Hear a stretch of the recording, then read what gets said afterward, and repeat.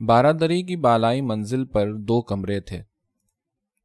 ایک خوب کشادہ تھا، دوسرا قدرے چھوٹا تھا۔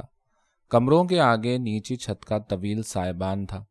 سائبان کے کھلے دروں کی محرابوں میں بھی ابابیلوں نے جگہ جگہ گھونسلے بنا رکھے تھے جو تمام دن اس کے ارد گرد منڈلاتی رہتی تھیں۔ بارادری سے متصل عشرت منزل تھی۔ کسی زمانے میں عشرت منزل بھی بارادری کا ایک حصہ تھی اور عالی شان عمارت تھی، مگر اب ویران پڑی تھی۔ عرصہ دراز سے نہ اس پر سفیدی ہوئی تھی نہ مرمت۔ دیواروں پر کائی کی اتنی تہیں جم گئی تھیں کہ ان کا رنگ اڑ کر کاہی ہو گیا تھا۔ دروازوں کے کتنے ہی کواڑوں میں دیمک لگ گئی تھی۔ ایک دالان اور صحنچی کا کچھ حصہ شدید بارشوں میں منہدم ہو کر ملبے کا ڈھیر بن گیا تھا۔ صحن میں جگہ جگہ کوڑا کرکٹ جمع تھا۔ اس کے حق ملکیت کے بارے میں ایک مدت سے مقدمے بازی ہو رہی تھی، لہٰذا کوئی دیکھ بھال کرنے والا بھی نہ تھا۔ بالائی منزل بھی عشرت منزل کی طرح ویران اور اجاڑ تھی۔ برآمدے کی چھت جگہ جگہ سے ٹوٹ پھوٹ گئی تھی۔ بارش ہوتی تو چھت چھلنی کی مانند ٹپکتی۔ برآمدے کے آگے طویل اور کشادہ محتابی تھی۔ محتابی کرسی دے کر فرش سے اتنی اونچی بنائی گئی تھی کہ اوپر پہنچنے کے لیے 2 سیڑھیاں طے کرنا پڑتی تھیں۔ محتابی کے ارد گرد حصار کی صورت میں سنگ مرمر کی مضبوط جالی کا کٹہرا تھا، لیکن یہ جالی بھی ایک طرف سے ٹوٹ گئی تھی۔ دور دور تک پھیلی ہوئی چٹیل چھت تھی۔ چھت کے 3 طرف اونچی اونچی دیواریں تھیں تاکہ بے پردگی نہ ہو۔ چھت کا پلاسٹر کہیں کہیں سے اکھڑ گیا تھا، مگر چھت ابھی تک کہیں سے نہیں ٹپکتی تھی۔ البتہ ایک دیوار میں درار پڑ گئی تھی۔ موسلا دھار بارش ہوتی تو اس کے دھڑام سے گرنے کا دھڑکا لگا رہتا۔ بالائی منزل کے کمروں میں بڑے نواب صاحب کا ساز و سامان ابھی تک رکھا تھا۔ ان کا نام تو نواب محمد تقی تھا، لیکن مردانے اور زنان خانے ہر جگہ بڑے نواب صاحب کے نام سے یاد کیے جاتے تھے۔ خاندانی رئیس تھے، جائیداد تھی، وثیقہ بھی معقول پاتے تھے۔ بیگم بھی بڑے گھر کی تھیں۔ ان کا وثیقہ نواب صاحب سے کچھ زیادہ ہی تھا۔ جہیز میں قیمتی زیورات اور جواہر کے علاوہ کئی عالی شان مکانات بھی لائی تھیں۔ ان میں بارادری بھی شامل تھی۔ اس جائیداد کے علاوہ کئی گاؤں بھی ان کی ملکیت میں تھے۔ بڑے نواب صاحب اسی باعث بیوی سے دبتے بھی تھے۔ وہ حضور بیگم کہلاتی تھیں۔ پوری بارادری پر ان کی حکمرانی چلتی تھی۔ ان کے تنتنے کا یہ عالم تھا کہ کسی ملازم یا خدمتگار سے ناراض ہوتی تو کھڑے کھڑے نکال باہر کرتی۔ موسم گرما میں بڑے نواب صاحب رات کو اوپر کی منزل پر استراحت فرماتے تھے۔ پہلے ان کا بیشتر وقت دیوان خانے میں گزرتا تھا۔ راتیں بھی وہیں بسر ہوتی تھیں۔ نواب صاحب ذوق سلیم رکھتے تھے۔ فنون لطیفہ سے گہرا شغف تھا۔ موسیقی کے رسیا تھے، مگر اب طوائف کے بالا خانے پر نہ جاتے تھے۔ طوائف کو بارادری میں بلا لیتے، بے تکلف احباب کو بھی مدعو کرتے اور ذوق و شوق سے مجرا سنتے۔ حضور بیگم نے موسیقی کی ان محفلوں پر ناک بھوں چڑھائی، خفگی کا اظہار کیا تو ان کی خوشنودی کی خاطر یہ سلسلہ بند کر دیا۔ البتہ کسی شناسا رئیس کی محل سرا میں مجرا ہوتا اور اصرار کیا جاتا تو اس میں شرکت کر لیتے تھے۔ شاعری سے بھی دلچسپی تھی۔ ایک سکہ بند شاعر قتیل لکھنوی ان کے خاص مصاحبین میں شامل تھے۔ انعام و اکرام کے علاوہ معقول مشاہرہ بھی پاتے تھے۔ نواب تقی خود تو شعر نہ کہتے تھے، لیکن ہفتے 2 ہفتے بعد محفل مشاعرہ کا اہتمام کرتے تھے۔ بہت اچھے سخن فہم تھے، اچھے شعر کو سمجھتے تھے اور دل کھول کر داد دیتے تھے۔ 25 اور گنجفہ بھی کھیلتے تھے، مگر شطرنج کے ایسے شوقین تھے کہ رات رات بھر بساط بچھی رہتی۔ انہماک کا یہ عالم ہوتا کہ وقت کا بالکل احساس نہ رہتا۔ ویسے بھی وقت کی ان کے لیے کوئی قدر و قیمت نہ تھی۔ اللہ نے کھانے پینے کو بافراد دے رکھا تھا۔ فراغت ہی فراغت تھی۔ رات دن محفل آرائی ہوتی، مصاحبین اور مقربین کا جمگھٹا رہتا۔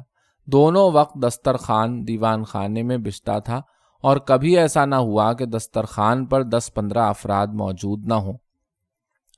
مردانے کا باورچی خانہ بھی علیحدہ تھا۔ باورچی بھی ایسا باکمال رکھا تھا کہ کھانے میں ہر روز نت نئی اختراع اور ندرت پیدا کرتا، اور ہر کھانا اتنا خوش ذائقہ اور لذیذ ہوتا کہ داد و تحسین کے علاوہ اکثر انعام و اکرام بھی پاتا۔ عیش و نشاط کی ہنگامہ خیز محفل آرائیاں اپنے عروج پر تھیں کہ اس اثنا میں ایک خاندانی تنازعہ پیدا ہوا۔ اس نے ایسی شدت اختیار کی کہ دن کا چین اور رات کی نیند حرام ہو گئی۔ نواب تقی کی اپنی جائیداد اور املاک مشترکہ تھی۔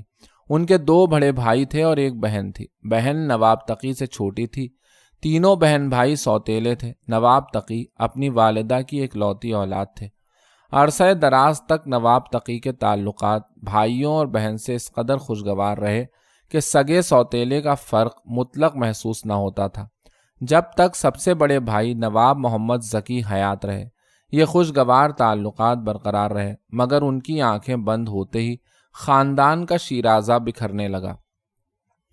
ایسی نفسا نفسی اور آپا دھاپی پیدا ہوئی کہ ہر ایک کو اپنی فکر دامنگیر ہو گئی۔ نواب ذکی جس قدر بردبار، کنبہ پرور اور فراخ دل تھے، چھوٹے بھائی نواب صفی اسی قدر تنگ دل، سفلے اور کائیاں تھے، رہتے بھی بدقماشوں اور اوباشوں کی صحبت میں تھے۔ ایک طوائف تو مستقل ان کی ملازمت میں رہتی تھی، اس کے علاوہ کئی دوسری طوائفوں سے بھی مراسم تھے۔ اس کے ساتھ ساتھ اور بھی ایسے ہی کئی رئیسانہ شوق پال رکھے تھے۔ نواب ذکی چھوٹے بھائی کی بے راہ روی پر ہمیشہ نالاں رہتے، بارہا نرمی سے پاس بٹھا کر سمجھایا بجھایا، سختی سے بھی کام لیا، بارہا تاکید اور تنبیہ کی، لیکن نواب صفی پر ذرا اثر نہ ہوا۔ سنبھلنے کے بجائے اور بگڑتے چلے گئے۔ خاندانی جائیداد اور املاک کا سارا انتظام اور انصرام نواب ذکی کی زیر نگرانی تھا۔ جائیداد کے تمام وارثوں کی جانب سے وہ مختار عام تھے، اتنے اعلیٰ منتظم اور معاملہ فہم تھے کہ جائیداد سے ملنے والی آمدنی میں کمی کے بجائے اضافہ ہی ہوتا گیا۔ والد مرحوم نواب سید علی کے بعد وہی پورے خاندان کے سرپرست اور سربراہ تھے، ہر ایک کی دلجوئی کرتے۔ شفقت اور اخلاص کا یہ عالم تھا کہ نواب تقی کو کبھی سوتیلے پن کا احساس نہ ہونے دیا۔ ویسے بھائی اور بہن سبھی ان کا پورا احترام کرتے تھے۔ اوباش اور عیاش تباہ ہونے کے باوجود نواب صفی بھی بڑے بھائی کی اس قدر عزت کرتے تھے کہ ان کے روبرو ہمیشہ نظریں نیچی رکھتے، کبھی اونچی آواز سے نہ بولے۔ مگر نواب ذکی کے مرتے ہی نواب صفی نے پرزے نکالے، دونوں ہاتھوں سے روپیہ لٹانے لگے۔ شہر میں جو بھی نئی طوائف آتی اس سے تعلقات پیدا کرنے کی کوشش کرتے، ہر طرح اس کی ناز برداری کرتے۔ اس نے جو کچھ طلب کیا انہوں نے ہنستے مسکراتے اسے پورا کیا۔ کبوتر بازی کا شوق پیدا ہوا تو سینکڑوں کبوتر خرید لیے۔ ان کی تعداد میں روز بروز اضافہ ہی ہوتا گیا۔ اپنی وسیع اور عالی شان محل سرا کا ایک حصہ کبوتر خانے کے لیے وقف کر دیا۔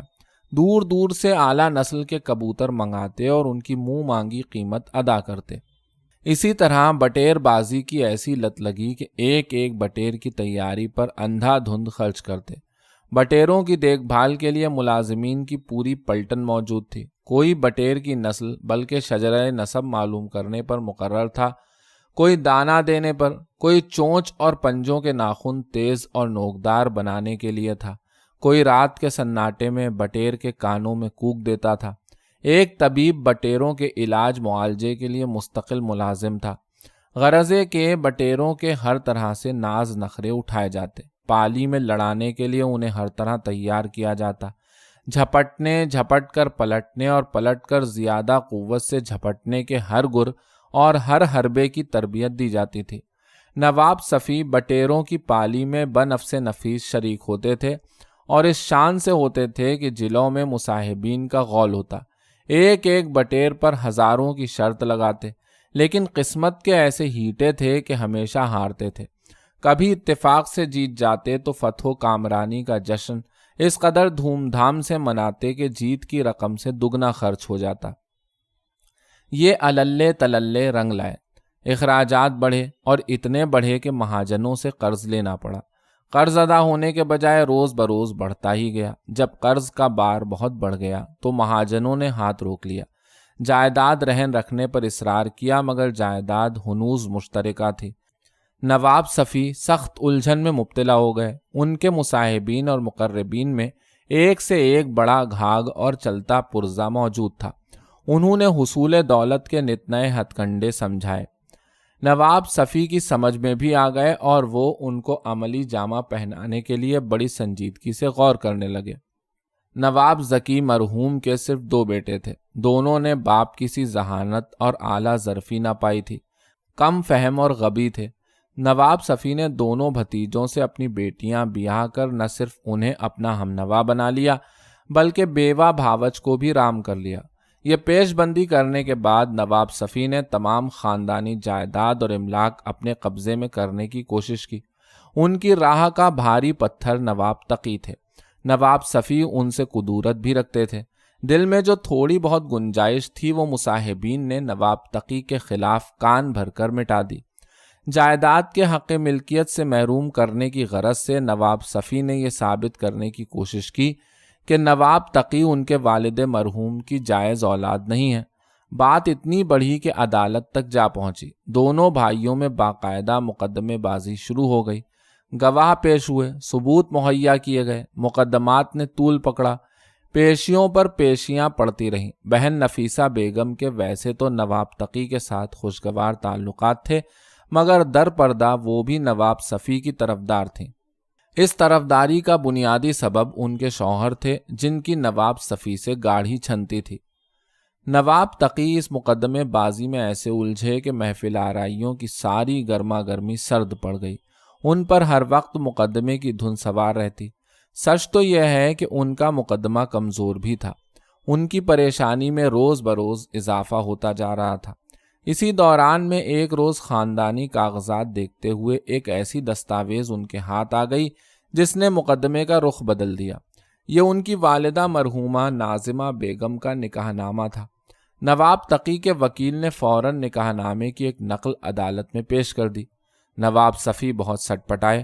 مقدمہ ہاتھ سے نکلتے دیکھا تو سخت تشویش لاحق ہوئی۔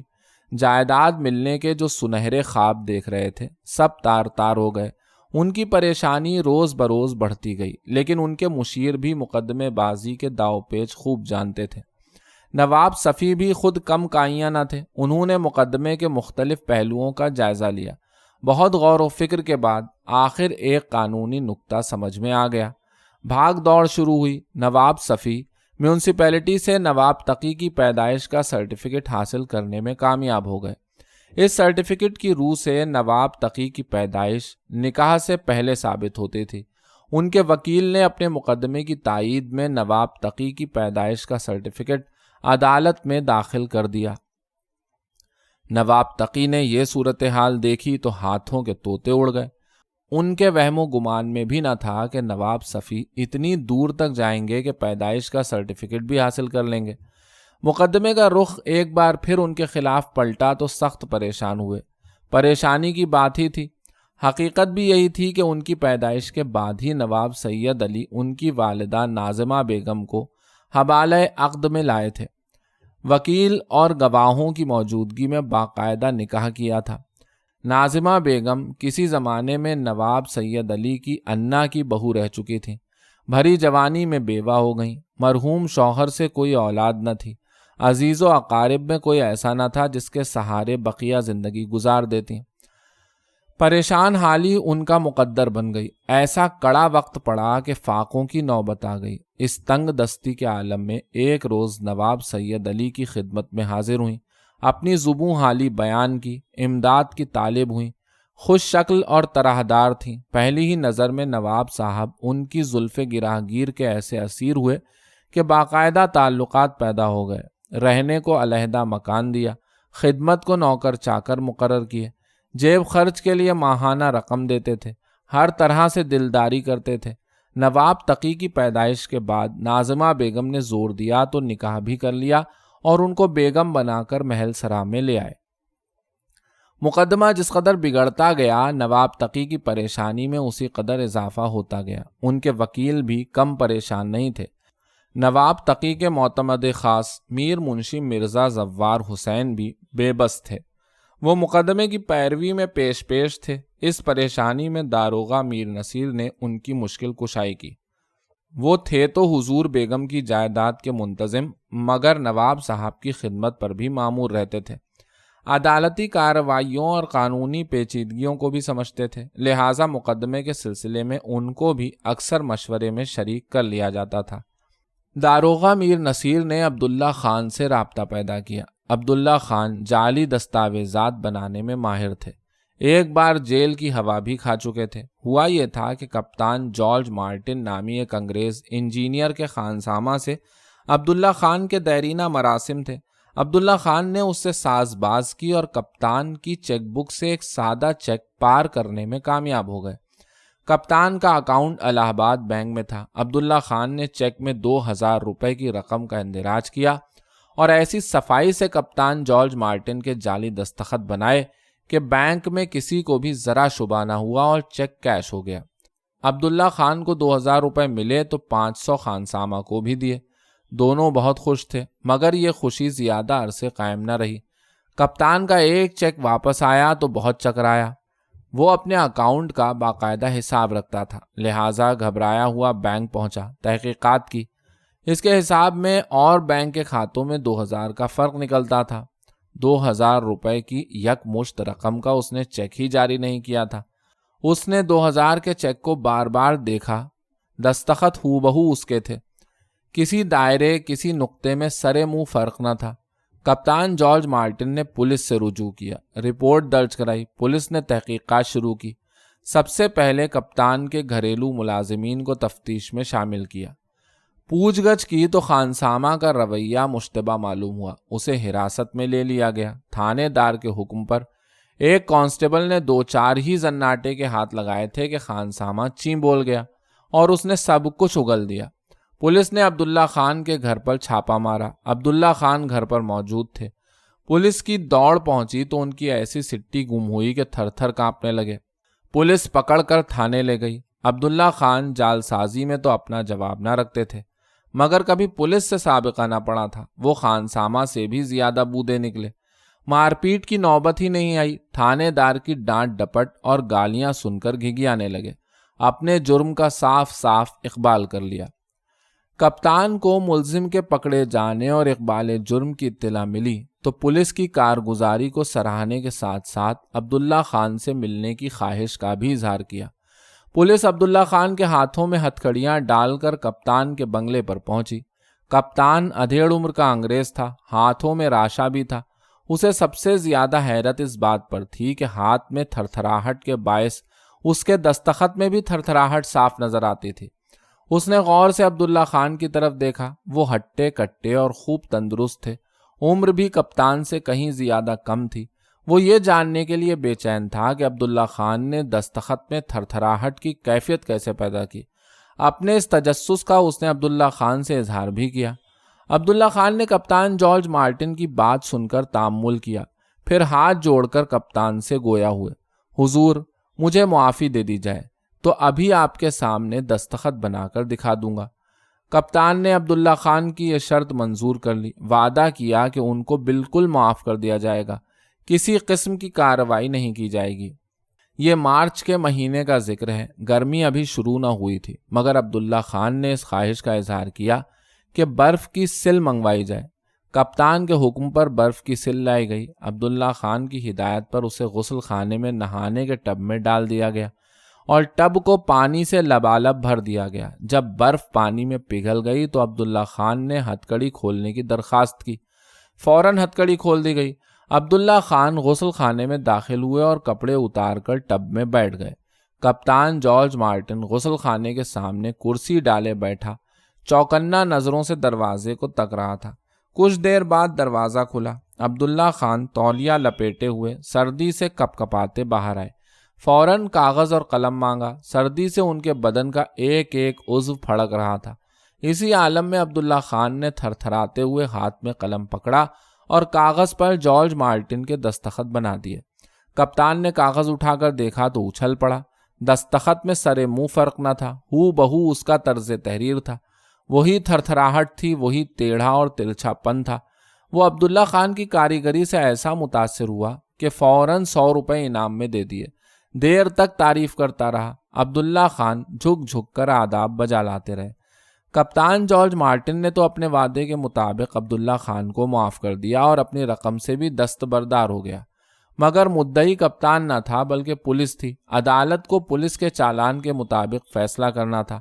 انگریزوں کی حکمرانی کا زمانہ تھا، لہٰذا کپتان جارج مارٹن کی سفارش پر مجسٹریٹ نے جعلسازی کے سنگین جرم کے باوجود نہ لمبی سزا دی نہ جرمانہ کیا، صرف 3 ماہ کے لیے جیل بھیج دیا۔ عبداللہ خان جیل سے رہا ہوئے تو اس قدر رسوائی ہو چکی تھی کہ کسی کو منہ دکھانے کے قابل نہ رہے تھے۔ محلہ چھوڑ دیا، چھپے چھپے پھرتے، کچھ عرصے تک جعلسازی سے تائب بھی رہے، مگر کرتے بھی کیا، گزر بسر کیوں کر ہوتی۔ جعلی دستاویزات تیار کرنے کے علاوہ کوئی اور ہنر نہ آتا تھا، لہٰذا پھر پرانے ڈھرے پر آ گئے، البتہ جعلی چیک تیار کرنے سے ہمیشہ ہمیشہ کے لیے توبہ کر لی۔ اب وہ صرف جعلی دستاویز بناتے تھے اور منہ مانگی قیمت وصول کرتے تھے۔ قصہ کوتاہ داروغہ میر نصیر نے عبداللہ خان جعلساز سے مل کر اپنا مدعا بیان کیا، نواب تقی کی والدہ کا نکاح نامہ دکھایا اور اس خواہش کا اظہار کیا کہ ہو بہو ایسا ہی نکاح نامہ تیار کرنا ہے، تاریخ بدل کر 11 ماہ پہلے کی تاریخ ڈالنا ہے، شرط یہ ہے کہ نکاح نامہ اتنا ہی پرانا اور بوسیدہ بھی نظر آئے۔ عبداللہ خان نے نکاح نامہ غور سے دیکھا اور حامی بھر لی، 500 روپے میں معاملہ پٹ گیا۔ عبداللہ خان نے اسی طرز کا ایک سادہ نکاح نامہ کسی نہ کسی طور حاصل کیا اور اصلی نکاح نامے کو سامنے رکھ کر جعلی نکاح نامہ تیار کیا۔ تاریخ بھی وہی ڈالی جو داروغہ میر نصیر نے بتائی تھی۔ عبداللہ خان کچے مکان میں رہتے تھے، اس کے ایک حصے میں پھوس کا چھپر تھا، نیچے چولہا جلتا تھا۔ عبداللہ خان نے جعلی نکاح نامہ تیار کرنے کے بعد چھپر میں ٹھیک چولہے کے اوپر احتیاط سے رکھ دیا۔ ہفتے بھر بعد اسے نکالا تو کاغذ کا رنگ چولہے کا دھواں لگنے سے بدل کر میلا ہو گیا تھا۔ پھر اس میلے کچیلے نکاح نامے کو باریک ململ کے ٹکڑے میں لپیٹ کر اوپر سے کوڑا کرکٹ ڈال دیا۔ کچھ عرصے بعد نکالا تو کاغذ خستہ ہو کر بوسیدہ اور پرانا نظر آتا تھا۔ عبداللہ خان نے داروغہ میر نصیر سے 500 روپے وصول کیے اور اصلی نکاح نامے کے ساتھ جعلی نکاح نامہ ان کے حوالے کر دیا۔ داروغہ نصیر نے جعلی نکاح نامہ تخلیے میں نواب تقی کے سامنے پیش کیا۔ انہوں نے دونوں نکاح ناموں کو سامنے رکھ کر دیکھا تو ششدر رہ گئے۔ دونوں میں بجز تاریخ کے شمع برابر فرق نہ تھا۔ فرط مسرت سے نواب صاحب کی بانچھیں کھل گئیں، ساری کدورت اور پریشانی آنن فانن رفع ہو گئی۔ داروغہ میر نصیر نے نواب صاحب کو اس قدر مسرور پایا تو موقع سے پورا فائدہ اٹھایا۔ جعلی نکاح نامے کا معاوضہ 500 کے بجائے 1500 وصول کیا۔ لطف یہ کہ اس کارگزاری پر نواب صاحب کے حکم پر خزانچی نے 100 روپے بطور انعام بھی میر نصیر کو دیا۔ جعلی نکاح نامہ ملنے کے بعد داروغہ میر نصیر کو اپنی کارگزاری دکھانے کا موقع ملا۔ انہوں نے نکاح نامے کی نقل تیار کی، عدالت کے پیشکار اور مسل خاں سے ملے۔ دونوں سے راہ و رسم پہلے ہی سے تھی، کھلانے پلانے اور اپنا کام نکالنے کا گر بھی جانتے تھے۔ پیشکار اور مسل خاں نے جو مانگا انہوں نے دیا۔ مقدمے کی مسل سے نکاح نامے کی پرانی نقل نکلوا کر دوسری لگوا دی۔ یہ کام اس رازداری سے انجام دیا کہ کسی کو کانوں کان خبر نہ ہوئی۔ نکاح نامے کی پرانی نقل لیے ہوئے خوشی خوشی نواب تقی کی خدمت میں حاضر ہوئے۔ نقل ان کے حوالے کی اور درخواست کی کہ اپنے ہاتھ سے جلا کر اسے تلف کر دیں۔ نواب صاحب فرط مسرت سے اشش کرنے لگے۔ داروغہ نصیر نے اس کارگزاری سے بھی خاطر خواہ فائدہ اٹھایا۔ عدالت کے اہلکاروں کو جو رشوت دی تھی اس سے 2 چند نواب صاحب سے وصول کی۔ میر نصیر کی سوجھ بوجھ اور ہوشیاری سے وہ اس قدر مروب ہوئے کہ میر منشی مرزا زوار حسین کی جگہ ان کو مقدمے کی پیروی کے لیے مقرر کر دیا۔ وکیل کو اعتماد میں لے کر ہر اقدام اور ہر کارروائی سے باخبر رکھا گیا، بلکہ ہر قدم اٹھانے سے پہلے ان سے مشورہ کر لیا جاتا تھا۔ نکاح نامے کی پرانی نقل مقدمے کی مسل سے غائب ہو گئی تو وکیل نے آئندہ پیشی پر اپنے موکل کی تائید میں بحث کرتے ہوئے جعلی نکاح نامہ اس انداز سے عدالت کے روبرو پیش کیا کہ نواب تقی کی پیدائش کا سرٹیفکیٹ خلاف جانے کے بجائے حمایت میں مزید دستاویزی ثبوت بن گیا۔ مقدمے کا رخ اس مرحلے پر ایک بار پھر نواب تقی کے حق میں پلٹ گیا۔ نواب صفی کے پیروں کے نیچے سے زمین نکل گئی۔ وہ مقدمہ جیتنے کے خواب دیکھ رہے تھے اور اس قدر پر امید اور مطمئن تھے کہ مہاجنوں سے دھڑا دھڑ قرض لے رہے تھے اور دونوں ہاتھوں سے روپیہ لٹا رہے تھے۔ مگر اب مقدمے نے ایسا پلٹا کھایا کہ ان کے مقدمے میں جان نہ رہی اور یہ امکان صاف نظر آنے لگا کہ مقدمہ عدالت سے خارج ہو جائے گا۔ نواب صفی کے ہوش و حواس بجا نہ رہے، کبھی اپنے مشیروں پر برستے، کبھی وکیلوں سے الجھتے۔ ادھر نواب تقی کے چہرے پر چھائے ہوئے پریشانی کے سائے معدوم ہو چکے تھے۔ یکسوئی اور اطمینان قلب نصیب ہوا تو طبیعت ایک بار پھر دیرینہ معمولات کی طرف راغب ہونے لگی، مگر ابھی مقدمہ خارج نہیں ہوا تھا۔ دل میں چور تھا، ہر وقت دھڑکا بہرحال لگا رہتا۔ دیوان خانے کی چہل پہل اور بزمآرائی میں ابھی وہ پہلی سی گرما گرمی پیدا نہ ہوئی تھی کہ رات آنکھوں میں کٹ جائے۔ البتہ شطرنج سے ان دنوں وہ شوق ضرور فرماتے تھے۔ ایک روز نواب تقی آدھی رات تک شطرنج کھیلتے رہے۔ آخری بازی ختم ہوئی تو دسترخوان بچھا۔ نواب صاحب نے مصاحبین اور حاضر باشوں کے ساتھ خاصہ تناول فرمایا۔ محفل برخاست ہوئی۔ نواب صاحب اپنی خوابگاہ میں پہنچے اور بستر پر دراز ہو گئے۔ برسات کا موسم تھا۔ شام کو موسلا دھار بارش بھی ہوئی تھی۔ آسمان پر اب تک کالے کالے بادل چھائے تھے۔ کمرے کی کھڑکیاں کھلی تھیں۔ ہوا کے بھیگے بھیگے جھونکے اندر آ رہے تھے۔ نواب تقی بستر پر گہری نیند سو رہے تھے۔ رات کے پچھلے پہر انہوں نے ایسا محسوس کیا جیسے دم گھٹ رہا ہو۔ فوراً آنکھ کھل گئی، مگر وہ کچھ دیکھ نہ سکتے تھے۔ چہرہ دلائی سے ڈھکا ہوا تھا۔ منہ کھول کر چیخنا چاہا تو اندازہ ہوا کہ کسی نے ایک ہاتھ سے بھینچ رکھا ہے۔ انہیں گردن میں بھی شدید تکلیف محسوس ہوئی۔ گردن کو بھی کسی نے اپنے ہاتھ کی فولادی انگلیوں سے جکڑ رکھا تھا۔ نواب صاحب نے بے چین ہو کر اپنے ہاتھوں کو جنبش دینا چاہا تو اس کی بھی گنجائش نہ تھی۔ دلائی کے اندر ایک ہاتھ اس طرح پھنسا ہوا تھا کہ اسے نکالنا ممکن نہ تھا۔ دوسرے ہاتھ کو کسی نے گھٹنے کے نیچے دبا رکھا تھا۔ گردن کی تکلیف دم بدم شدید سے شدید تر ہوتی گئی۔ سانس رک گئی تھی۔ گردن پر بڑھتے ہوئے دباؤ کی شدت سے آنکھیں ابل کر حلقوں سے نکلی پڑتی تھیں۔ ان کے ہوش و حواس بجانا تھے۔ جسم نڈھال ہو کر گویا بے جان ہو گیا تھا۔ ذہن نے کام کرنا چھوڑ دیا تھا۔ تکلیف کی شدت زیادہ بڑھی تو نواب تقی نے تڑپ کر کروٹ لینے کی کوشش کی۔ وہ پلنگ کی پٹی سے لڑھک کر دھڑام سے نیچے گرے اور فرش پر بے حال پڑے۔ رک رک کر سانسیں لینے لگے۔ دلائی اب چہرے سے ہٹ چکی تھی۔ کمرے کے مشرقی گوشے میں رکھا ہوا لیمپ نہ معلوم کب گل ہو گیا تھا۔ ہر طرف گہری تاریکی تھی، پراسرار خاموشی تھی۔ نواب تقی فرش پر بے سود پڑے تھے۔ اچانک کوئی چیز ان کے کندھے سے ٹکرائی۔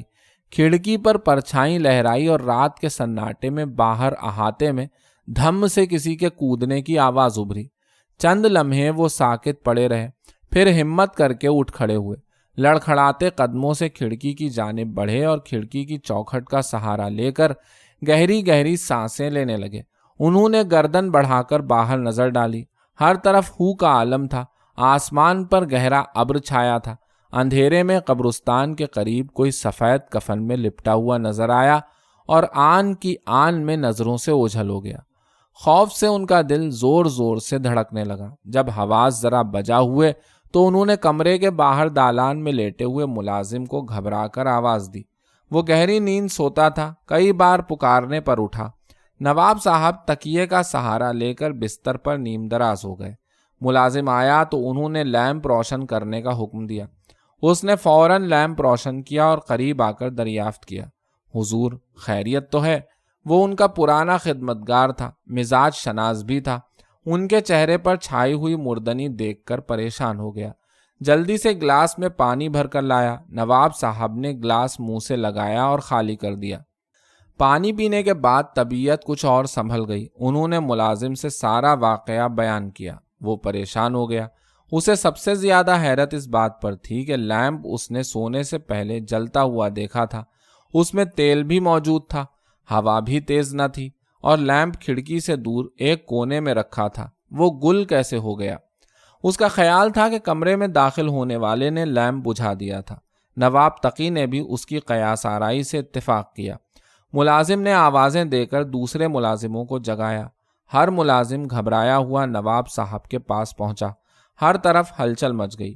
صبح ہوئی۔ پہر دن چڑھے تک 12 دری میں ہر فرد کو رات کے واقعے کی اطلاع مل چکی تھی۔ جس نے سنا دہشت زدہ ہو گیا۔ عام خیال تھا کہ وہ کوئی بلا تھی یا آصف تھا۔ حضور بیگم کو تو کامل یقین تھا کہ وہ آصف ہی تھا۔ انہوں نے کالا بکرا منگوا کر صدقہ کیا۔ حضرت عباس علمدار کی درگاہ میں نواب تقی کی سلامتی اور ہر بلا سے محفوظ رہنے کے لیے علم میں کلاوہ باندھ کر چلہ چڑھایا۔ حضور بیگم نے نواب تقی کو تو نہ جانے دیا، مگر میر منشی مرزا زوار حسین نے چند ملازمین کے ہمراہ قبرستان کا معائنہ کیا تو یہ دیکھ کر خوفزدہ ہو گئے کہ ایک قبر کا منہ کھلا ہوا تھا، وہ بھی کم توہم پرست نہ تھے۔ ایک بوڑھے دربان نے قیاس آرائی کی کہ کوئی مردہ قبر سے اٹھ کر رات کو نکلا تھا اور اس کی روح بھٹکتی پھر رہی ہے، اسی نے نواب صاحب کو ستایا تھا۔ مرزا زوار حسین نے اس کی بات مان لی، خود بھی پریشان ہوئے اور نواب صاحب کو بھی طرح طرح کے خدشات میں مبتلا کر دیا۔ ایک مجتہد سے رجوع کیا گیا اور ان کے مشورے پر قبر کا کھلا ہوا منہ بند کروا دیا گیا، اس کی مرمت کی گئی اور ایک ملازم کو یہ فرض سونپا گیا کہ ہر شام قبر پر چراغ روشن کرتا رہے۔